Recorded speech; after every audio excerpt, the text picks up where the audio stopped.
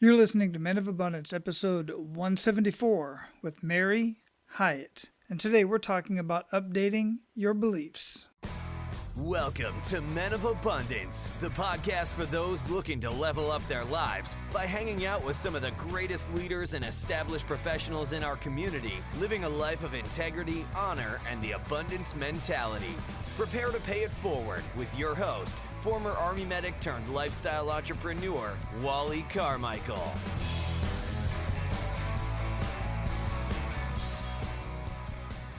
What is going on in your world today, Men of Abundance? I am Wally Carmichael, your founder and host of the Men of Abundance podcast, the Pay It Forward community. Today, we are definitely going to help you enhance your mindset, update your mindset, and make you realize that you do deserve the good. And while I know we are going to get quite a few of the lady listeners on this episode because we have a very dynamic woman we're speaking with today, and I already know she has a very large following. So ladies, do your men a favor and make sure that they get over to menofabundance.com and click on the members tab so that they can get access to the Men of Abundance community, and it's just men in there. And we are talking about, amongst many other things, being very strong men in our relationships with our women in our lives and our children, and having very strong relationships, professional relationships at work and in our business. And if any of your men or you men that are listening out there are looking for a coach to help you live an amazing life of abundance in family, faith, finances, and fitness, then I want to invite you to request a 30-minute discovery call with me by going to menofabundance.com and click on the coaching tab at the top of the page. You'll be able to read through there and fill out a short form to request a 30-minute discovery call with me. Now, what will you get out of this? First off, you're going to get something out of the 30-minute call on its own. And you're going to walk away from that 30-minute call with a couple tools that you may not have had when we walked into it. Those tools will certainly help you with your relationships both at home, in the office, and in your business. Therefore, possibly putting more money back into your pocket. At the very least, you're going to have more fun at home and at work. And at the end of the call, we just might discover that you and I can work together either in a one-on-one basis, or you might be a perfect fit for one of my group programs. So if living an amazing life in family, faith, finances, and fitness appeals to you, go to menofabundance.com/coaching, or just click on the tab at the top of the page, the coaching tab, and request that 30-minute discovery call. I look forward to talking with you. And I want to give you an opportunity right this minute, right now today, to be abundant in your life by paying it forward and sharing Men of Abundance with everybody you come in contact with, or at least the people you love. And go over to iTunes and leave a rating and review and tell us what you really think about what we're doing over here. I truly do read every one of those, and I look forward to the feedback. Now it's time to bring out our amazing featured guest. Mary Hyatt is on a quest to feel alive and to live a life of full gratitude, joy, authenticity, and abundance in body, mind, and soul. Mary believes that every person has the ability to create the life that they love. She lives in the heart of Nashville, and her days are spent juggling the roles of holistic lifestyle advocate as a presidential diamond wellness advocate with doTERRA essential oils and personal life and business coach. She hopes her clients wake up, find their voice, and become fully alive.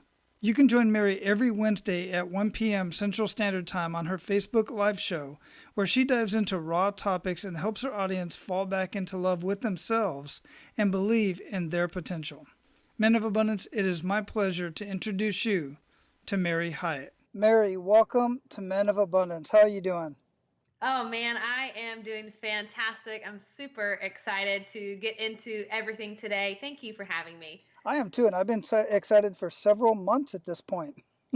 I know, it's one of those things. It's like, is it ever going to happen? Are we going to get on with each other? And here we are, finally. I know, and I got to give a whole lot of thanks and patience to Interview Valet and Kara and Karen and everybody over there, because they really, were the facilitators between the two of us. And we both had stuff going on both ends, and things came up. And I was looking back in my scheduler, And I noticed that we were scheduled and rescheduled at least 3 or 4 times. I know. It's always divine timing. I feel like now is the exact moment we're supposed to be talking. And yes, Interview Valet, they are just amazing. I am so grateful for them.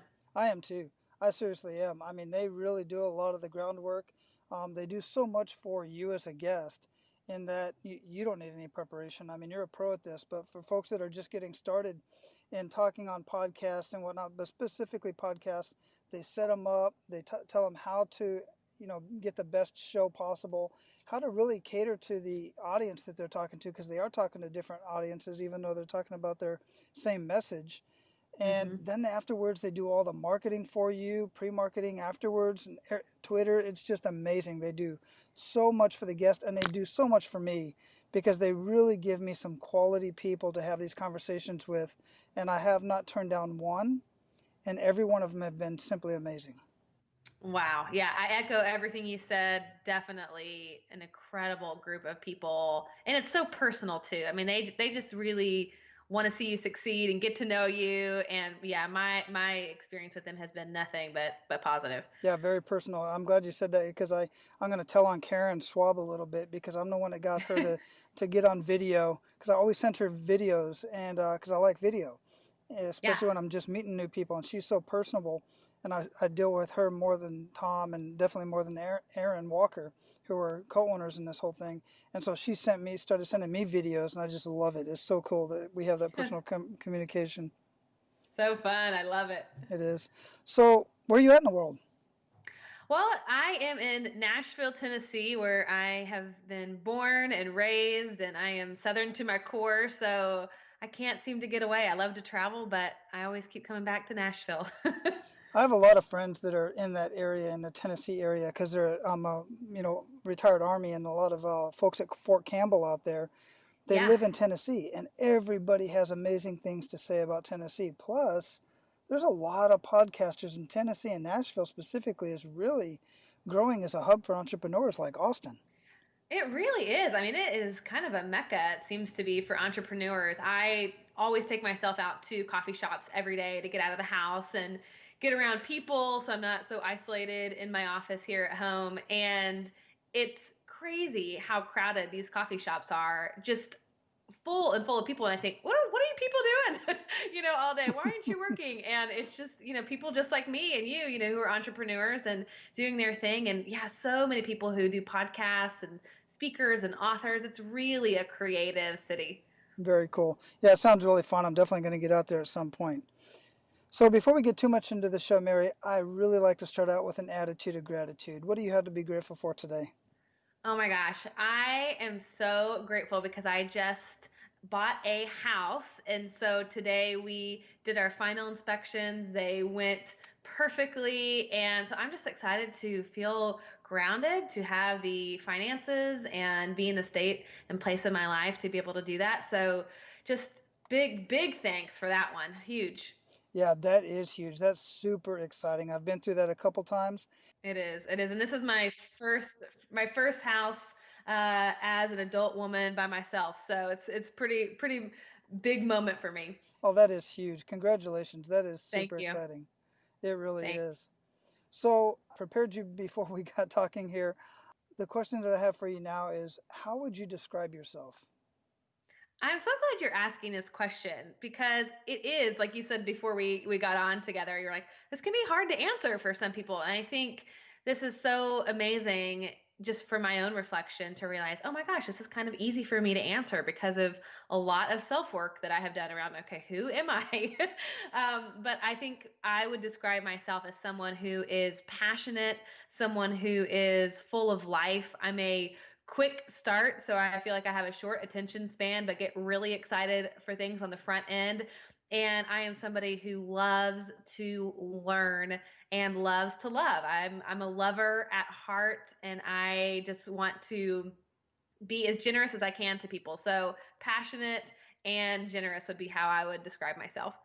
Awesome. Absolutely awesome. And as far as a teacher, how are you using some of that you describe of yourself? How are you using that to improve humanity?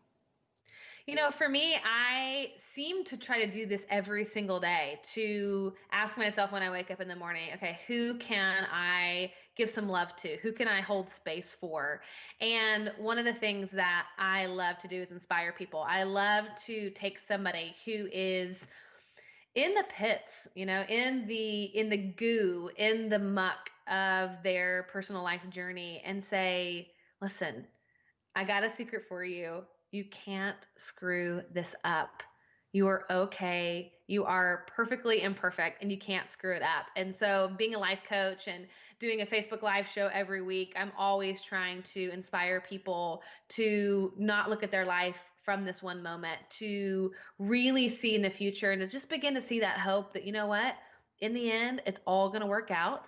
There is so much good on the other side of what they're going through. And ultimately to love on people, to hold space for them, and to remind them that they're not alone in their journey. That's awesome. I absolutely love that. I really do.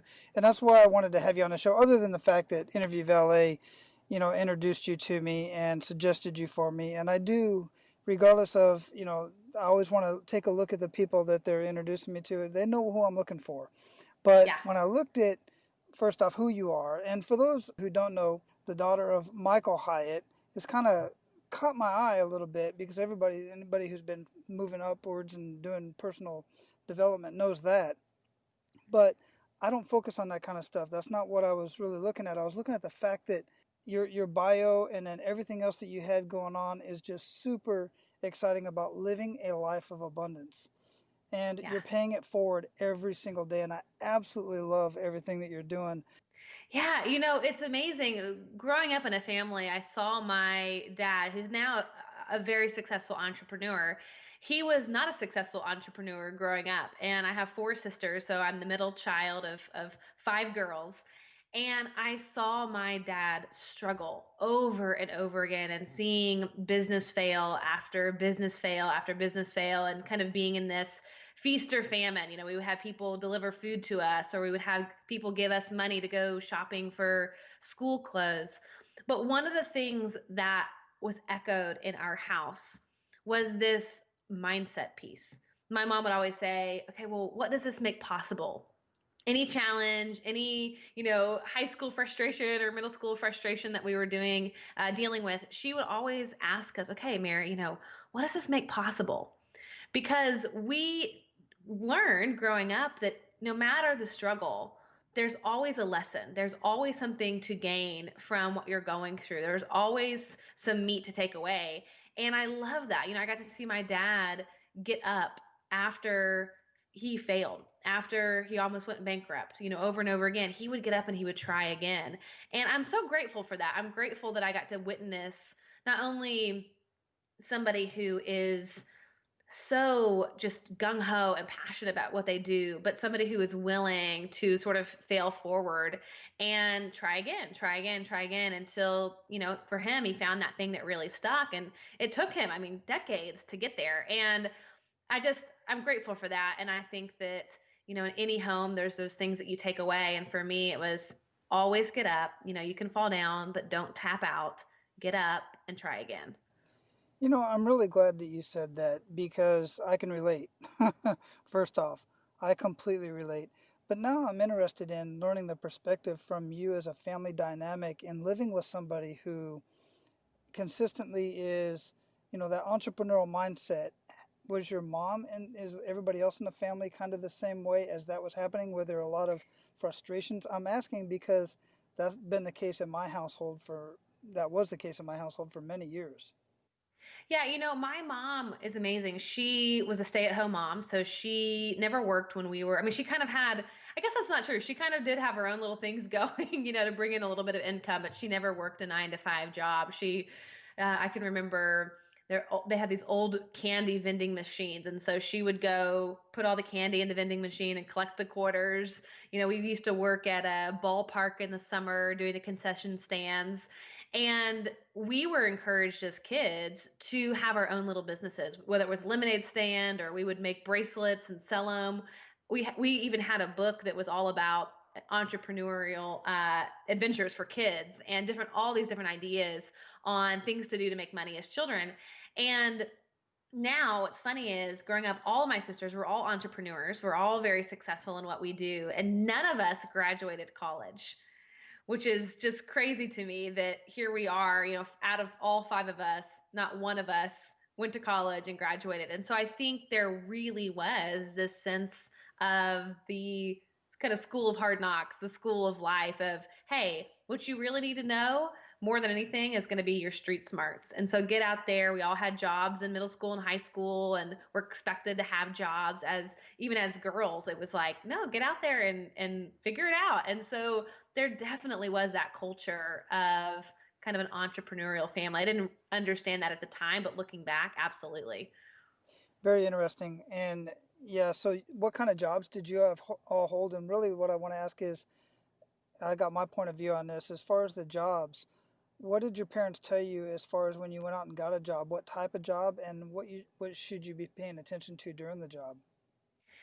For me, I was a nanny, and then I worked for a eye doctor as a receptionist while I was in high school. And then while I was working at the eye doctor's office, I was also a personal assistant for a talent manager. And I remember, I don't know that he would have said it like this at the time. Now he would say it like this. But the concept was, where can you add value? And I remember I was probably 16 because I was old enough to drive, and I was working at this eye doctor's office, and I had this feeling that they were charging too little for eye exams. And so I thought to myself, okay, well, I'm just getting paid hourly. It doesn't matter, whatever. But I went to the doctor and I said, hey, would you ever consider raising your prices? I think you're too cheap. He said, oh no, we could never do that. Our patients expect to pay this price, yada, yada. And so I took it upon myself to go out and I researched about 6 or 7 other local optometrists to see what they were charging so I could come back to him with a report and compare and say, hey, look, you really are below what everybody else is charging. And so I did that, and I was successful. I got him to raise his prices probably, $10 or $15 per eye exam, but that was a real victory for me. And I know that came from my dad. Like, where can you add value? Where can you be fully present where you are and give even more than what is expected of you? And that is being a good steward to me of your opportunity, of your time. And that was definitely something that he instilled in me for sure. Right, that's excellent. And that's definitely the entrepreneurial mindset. And we've talked about so much of that I'd love to circle back to, but one of the conversations I have with my boys is now one just started working, the other one's often working in the army, but when they started working in for a job, I told them, look, yeah, you got the job, you're working at Old Navy folding clothes and stuff and putting them back on the shelf and whatnot, but pay attention to your managers. Pay attention to the one you don't like, pay attention to the ones you do like, and pay attention to what they're doing and their habits and how they're running things. And the same thing you just said, add value. Because if you want to go on and be an employee, hey, that's great. But I don't want you to be an employee all the time. I want you to eventually move up into leadership positions, and you need to learn that. But you also have to pay attention to how you're adding value both to the customers, to your peers, and to your boss.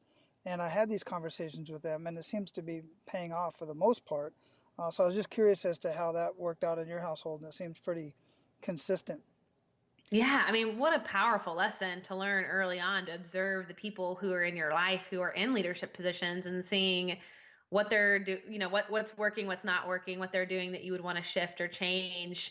And just seeing again, everybody is your teacher. I mean, this is even if it is folding clothes at Old Navy, that there's so much that you can gain and learn from that experience. Yeah, absolutely. 100%. So, as you know, here on the show, we like to get into that kick in the gut moment. And you mentioned a few, but those are your dads. And I know some of Yeah. them trickled over into your life as well, and they affected your lifestyle for sure. But I like to share these kick in the gut moments because it just shows people how we all get kicked down. We're not exactly the same, but they are similar. But it's what you do after that and what you do with that. Some people have turned their mess into their message.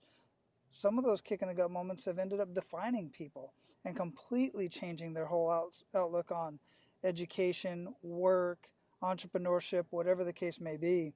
So I'd love for you to share one of those kick in the gut moments with us and really make us feel that. Yeah. So for me, as a little bit of background, I got married when I was 20 years old. And my family was against this marriage. It was a marriage that I probably shouldn't have gone forward with. But nonetheless, at 20 years old, you're rebellious, you're in love, you think, I know better than you. And so I got married at 20, and my ex-husband, now we're since divorced, was 10 years older than me. And we kind of went straight into, married life and adult life. And I was still finding myself in that moment. And it ended up being a really difficult season of life. We were married for 10 years, and really difficult, just, oh gosh, come to Jesus moments all the time. And in that season of my life, I didn't know who I was. And I had learned very early on with my school and church and all different kinds of things to be a chameleon, to wear all these different masks, to be the people pleaser. As a middle child, that was a very easy role for me to play. And so in my marriage, I did that as well. And I kind of had all these compartmentalized parts of my personality that weren't integrated. And so in my marriage, I was only showing a certain part of myself. And that created inside of me so much anxiety, so much depression. And very quickly, from the moment I got married, I gained about 70 pounds, probably within, I don't know, maybe a year and a half or so. And there was a lot of different circumstances that happened inside of my marriage, a lot of really hard moments. But I can remember this moment of looking in the mirror. And I don't know if any of the listeners have had this experience where you look in the mirror and you don't even recognize yourself. It's like your life isn't what you thought it was supposed to be. You aren't your true self. You're basically living to a fraction of what you're capable of living. You're a fraud ultimately. And for me, that showed up very physically. It was like, who is this person that I'm looking at? I never had a struggle with weight. I was always a healthy kid. And so to look in the mirror, that was a moment where I had realized that I hated myself so much.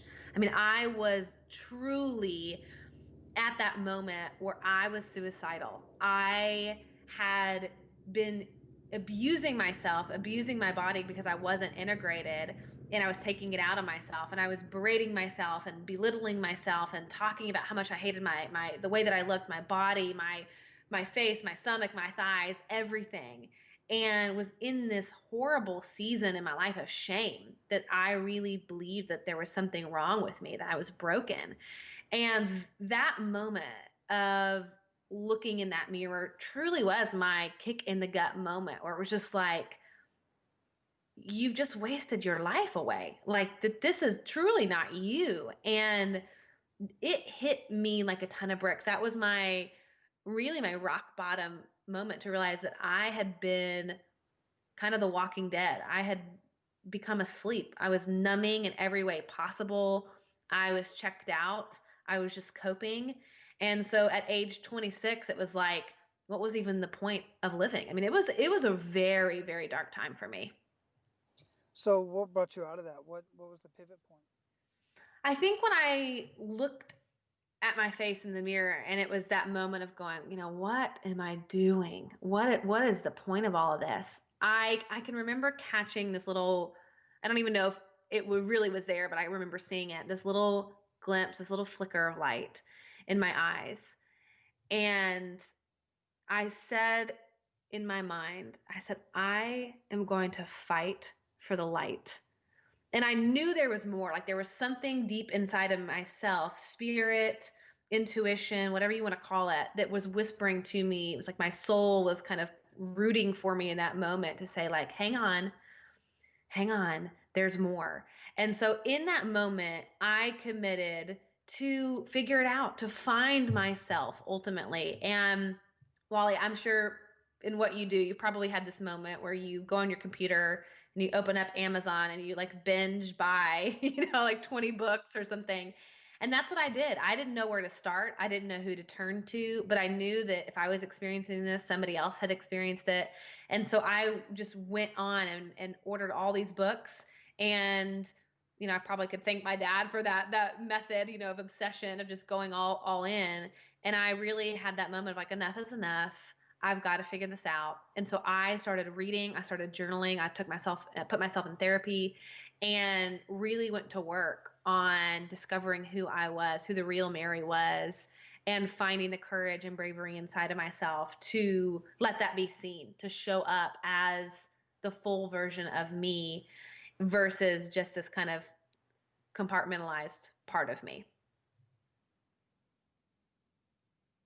You know, what I found is instead of being somebody who was a victim, instead of being somebody who was the sick one, somebody who was broken, what I found is that I actually already was lovable, that I had spent so much of my energy and time trying to earn love, doing anything and everything I could to make people happy, to do the right thing, to say the right thing. And what I realized is that all the love that I was looking for, I already had.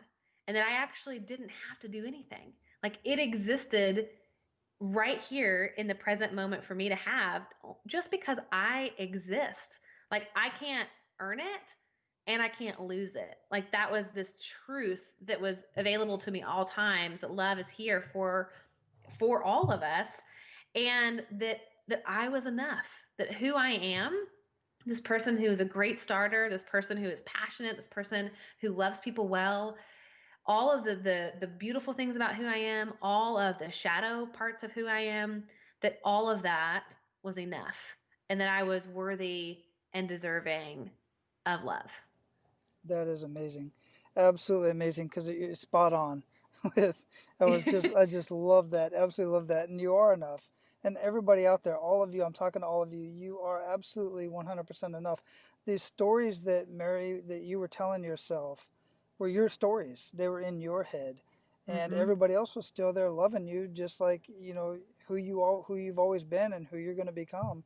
But we tell ourselves these things. We tell ourselves we're not lovable, we're not good enough, I'm too fat, I'm too skinny, I got all these issues, I don't know how to communicate, so on and so forth. Well, some of those things can be fixed internally. Some of them can be fixed by, like you said, get a therapist, get a coach, get a Mm-hmm. mentor, get up off your butt and go do something about it. Grab a bunch of books, a lot of those things. But just realizing who you are, and then realizing that, always knowing, always keeping in mind, no matter what, tell yourself, I'm enough, people love me. And that's Yeah. true, 100%. It is true. And I think that that is the most basic fear that we all have as human beings. Mm-hmm. Anytime I'm working with a client and they're stressed about something, or they're nervous about something, or they have doubts in their decision making ability, or whatever it is, or I see them overworking and burning themselves out and, taking on too much responsibility for things, you can always, always, always trace it back down to this common fear that I am not enough, that a lot of the decisions that we are making are based out of the belief that we are not enough. And so when you can address that deepest fear head on, when you can work on sort of building up the belief that you truly are lovable, and that there are so many incredible things about you, even the mistakes you've made, even all the fears that you have, that you still are inherently enough, that it's like it opens every door to you. It gives you a kind of confidence and ease about life, that it's like, you know what? I'm doing all right. Mm-hmm. This is all right. And answering that inside of yourself is the most powerful thing I think anyone can do. Yeah, absolutely. And then it's time to get to work and start adding value to others. And I've found in myself, and I found this after talking to hundreds of people, that when we add value to other people, because that's what we're here for, we truly do die if we don't add value. When we add value to other people, it's just like teaching. One, you only know a subject to the point to where you can teach it to somebody else. And the best way to learn is to teach. And because it gets ingrained in your head even more. And the same thing with adding value. You can say adding value is actually a selfish instead of a selfless act, because many people add value just because it makes them feel good. Mm-hmm. And yeah, it's doing something for somebody else too, of course. And you can look at this both ways. I love playing with these things and getting people kind of riled up and pushing back. But the fact of the matter is, when you do something for somebody else, it makes you feel good. Whether it's giving them money, giving them time, picking them up off the floor, reaching down and grabbing a receipt that fell on the floor for somebody who's obviously having a hard time bending it. You just feel amazing after doing that. Those simple little things. You know what's interesting when you say that, what comes up for me is this idea of receiving, Because what makes us feel so good when we give to someone else is the fact and that it's dependent upon that person receiving what it is that we're offering. Mm-hmm. And I don't know if you've ever been in an experience where maybe you give somebody a compliment or you give somebody a gift or you offer to pay for something or whatever. They're like, no, no, no, I'm okay. Or, they kind of try to write off your compliment. Well, this old thing or Yeah. whatever. It then feels weird as the giver, as the person who's trying to add value or offer something generous. It's hard to experience the joy of that when somebody's unable to receive. And on the flip side, of course, for me, I always think, okay, how am I as a receiver? Like, I love to give. That's easy for me. I am naturally generous. I over and above usually give.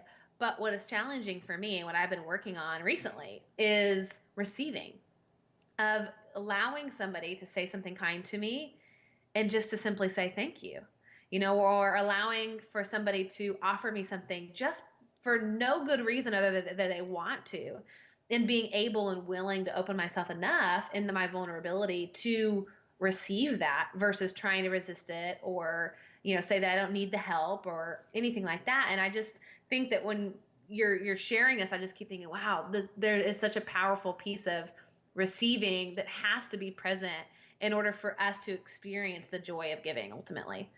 It really is. And there's a culture thing there as well. I've been in many different cultures as I've traveled the world, and some cultures have a little bit harder culturally to receive, because in some cultures, truly, to receive also means that you must also give. It's ingrained in the culture. And I've always been of the mindset, I don't know where I get it from, but if I give something to somebody, I truly do not expect anything in return at all. But some Yeah. cultures truly believe that now I have to give something back to you, and you don't. But I get that. I really get the culture thing. But it is hard for some people to receive. Mm-hmm.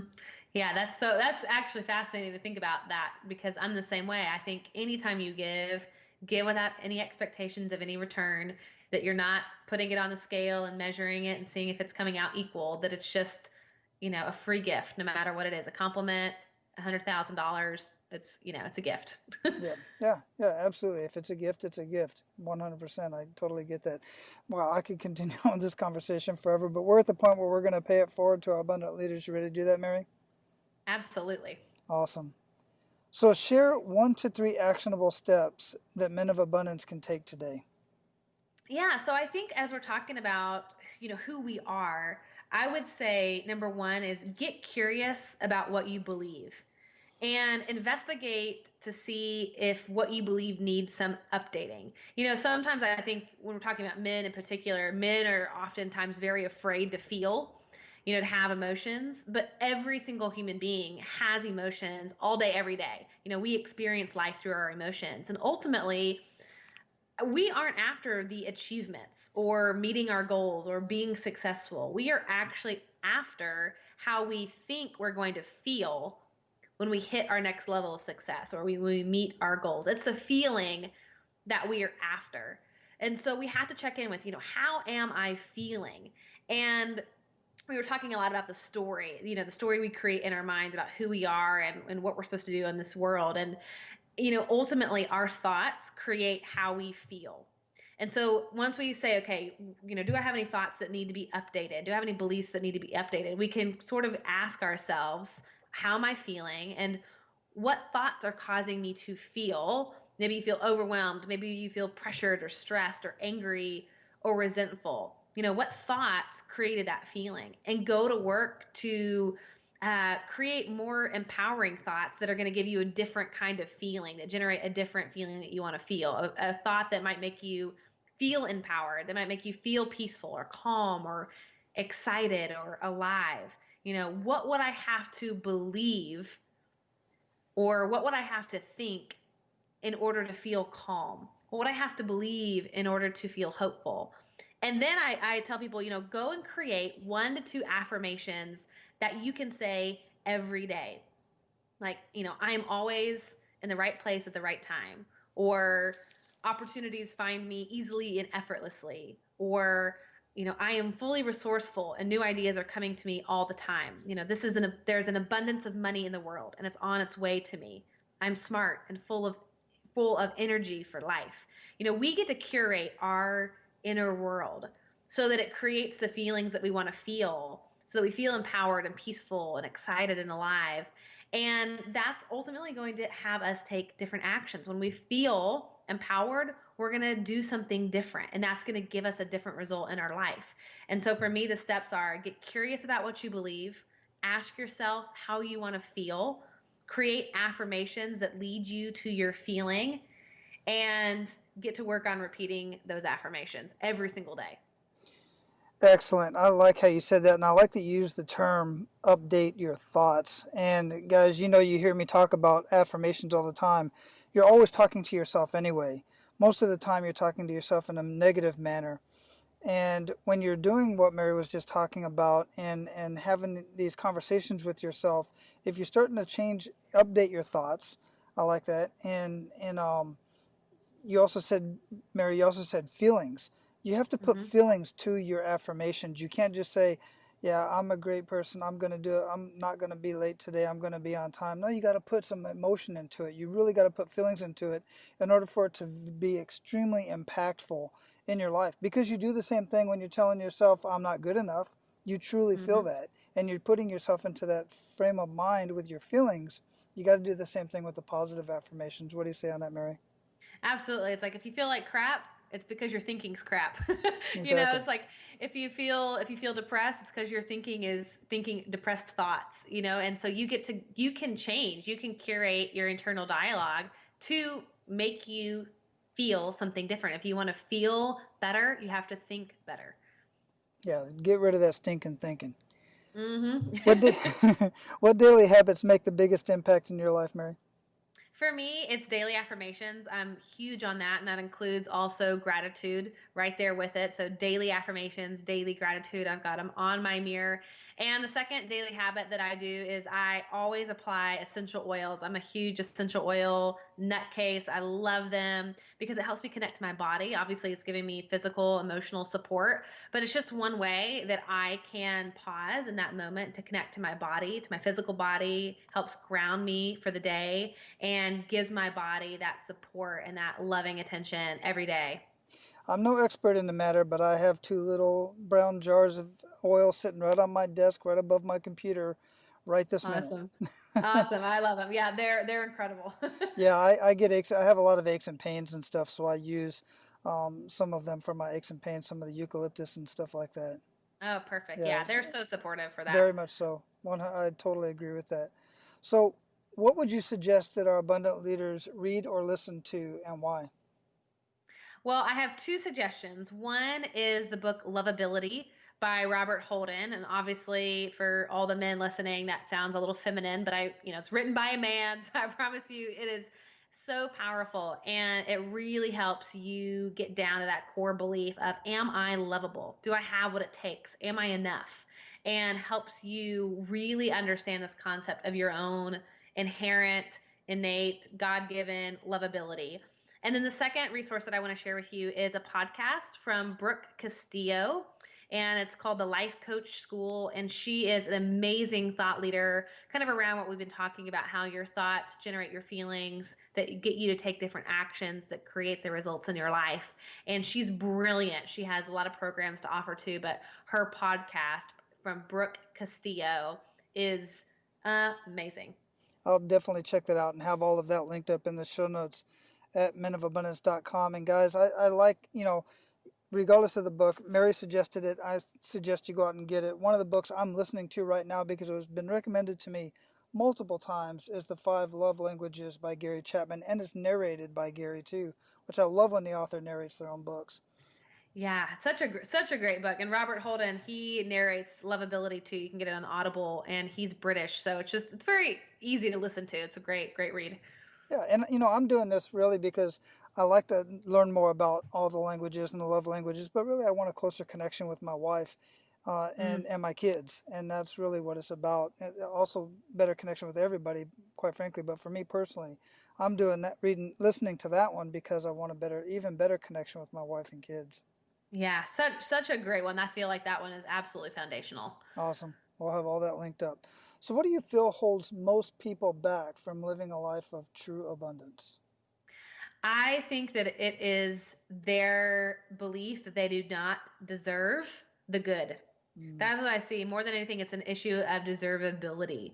That even if they could wish for and want all of the good, all of the abundance, that they ultimately believe they don't deserve it.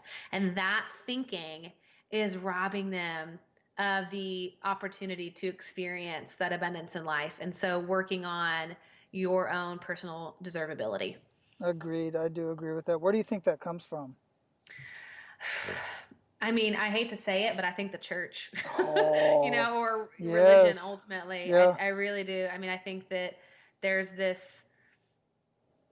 weird teaching somewhere along the way that got passed down to us that, we are no good, we are broken, that We're our job sinners. on this planet, we're sinners, we're supposed to suffer, we're supposed, Hmm. our godliness is really amounted to how much we're willing to suffer and take the beating and get, lashed on the back and just take it. And I think that is the Hmm. opposite of that message. So yeah, I think it stems from religion for sure. Yeah, that can be a whole different conversation because Yep. my wife and I have these conversations often, and I sit and listen at church, and then it's like in one part, God wants to give you all of His grace and glory and treasures and everything in the world, and then the other part is, the you're a sinner, and the poor are the righteous people in the world, and the rich are the evil people in the world, and like, wait a minute, you're okay, never mind. I'm Yep. we're gonna move on that one, but yeah, definitely I see that and I agree with it. Mm, Yeah, we can absolutely. have some debates on that one. So, what does living a life of abundance mean to you, Mary? For me, and I'm sure you would agree with this, Wally, that it means shifting out of scarcity, knowing there is always enough. And I say that my spiritual practice is to model a life of enough.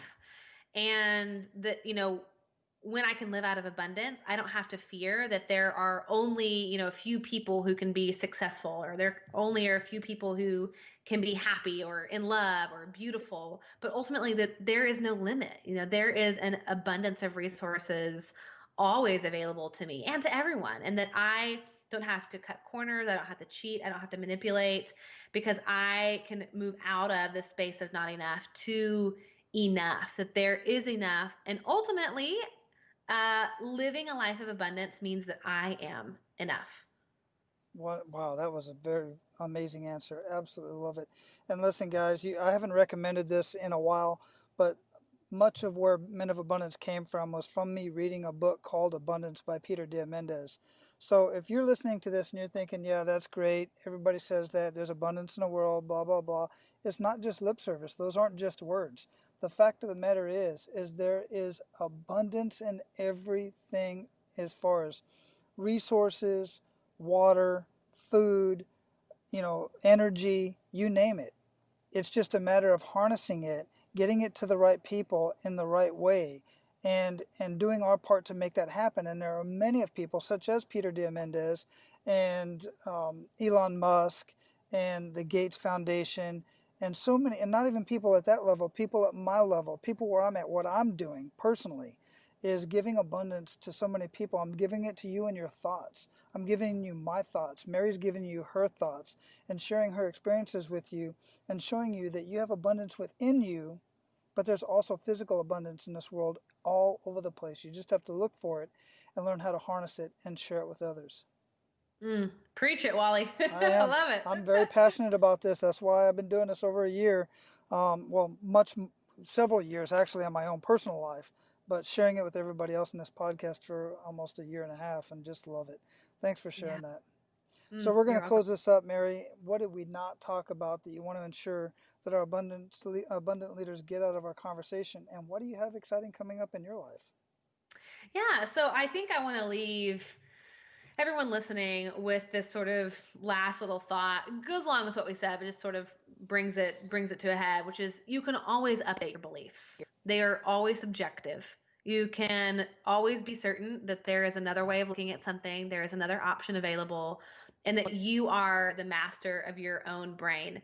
Someone once told me that our brains are like a 2-year-old with a knife, And I never got that image out of my head. And I just think, oh my gosh, how terrifying, but you have to tell it what to do or else it will run wild and can really harm you. And so I just encourage you to remember something that I say to my clients all the time, that it's never black and white.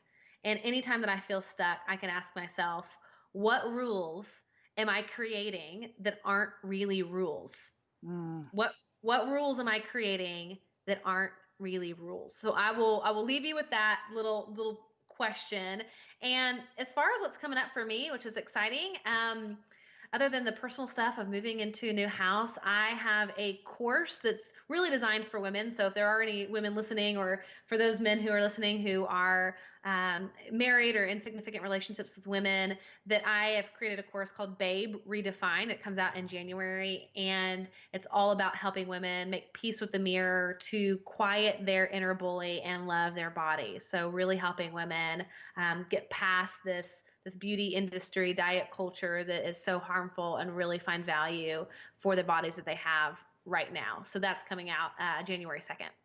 Wonderful. And yes, about last I checked, about that I can tell from my statistics and all this data and all this kind of stuff that I have on my website and everything, about 38% of the listeners of Men of Abundance are women. Awesome. Well, so ladies, I'm talking to you. There you go. There you go. And men, hey, you know what? I don't think our women need any help, but you introduce them to stuff like this, and it's only going to make your life better as well. Absolutely. Excellent. We're definitely going to have all of that linked up in the show notes. I'll have all that mentioned up there. So, Mary, it was an amazing conversation. I'm glad it finally did happen. I knew it would be a great conversation with you, and I truly appreciate your time and patience in getting together. Absolutely. Thank you for having me. And I'm so grateful for everyone listening and spending the time with us. What a gift that we get to share with you today. And I hope you will pay it forward as well. Wonderful. Go out and live your life of abundance, and aloha. All right, guys, I don't know if you're noticing the theme here or not. And for those of you who have been listening quite a while, I think you should be, because I bring it up quite often. But you're enhancing your mindset is imperative to you living a fulfilling and abundant life. And when I talk about using affirmations in your life and your daily speak, instead of talking bad about yourself and putting yourself down all the time, I'm not talking about frivolous words. I'm not talking about saying, I have $1 million in the bank, or I have $10,000 in the bank, because you don't have $10,000 in the bank, and you know you don't have $10,000 in the bank. The affirmations I'm talking about are for you to say things like, in order for me to have $100,000 in the bank, I have to do this, this, and this. And then you go do that. You're making affirmations for things, for actions that you know you have to do. Another example would be, in order for me to be the healthy weight that I know I should be, I get up every single morning at 5 o'clock. I brush my teeth, I splash some water on my face, and then I get right into my workout before I even touch my phone or open my computer. Those are positive affirmations with action steps that you can take. You see, you have what your goal is, which is to live a healthy lifestyle and to be a healthy weight. But you're not saying, if you're way overweight, say 300 pounds, you're not telling yourself false affirmations and basically lying to yourself. You're not saying something like, I weigh 230 pounds, because you're looking in a mirror and realizing you don't weigh 230 pounds. Not right now, not yet. You're saying something like, in order for me to weigh 230 pounds in the next 12 months, I get up every single morning at 5 o'clock. I brush my teeth, I splash some water on my face, I down a tall glass of water with a little bit of fresh lemon juice squeezed into it, and then I get right into my workout for 30 to 45 minutes every single day. You see the difference? Those are action steps. You put in there your goal, you put in a time frame, and you put in the action steps that you know you have to do in order to reach that goal. Those are the affirmations that are going to be powerful in your life. Those are the daily routines that are going to be extremely powerful in your life for you to reach your goals. Hey, and listen, I know it's hard. And if you want more of this and you want a little bit of accountability, I'm not a hand holder, but I am a coach.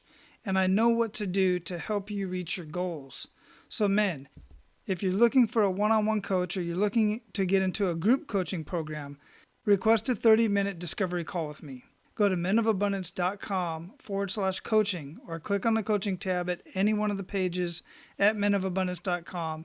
Request a 30-minute discovery call with me to see if you and I can work together. And if by chance you and I cannot work together, I will do everything I can to connect you with somebody who will be a better fit for you and your situation where you're at today. Now, go out and live your life of abundance and make sure to pay it forward. That's all for today, Abundance Leaders. For more about our guests and the powerful information we shared with you today, be sure to sign up for our mailing list at menofabundance.com. We appreciate your time and look forward to hanging out with you on our next episode. So until then, be sure to pay it forward and live your life of abundance.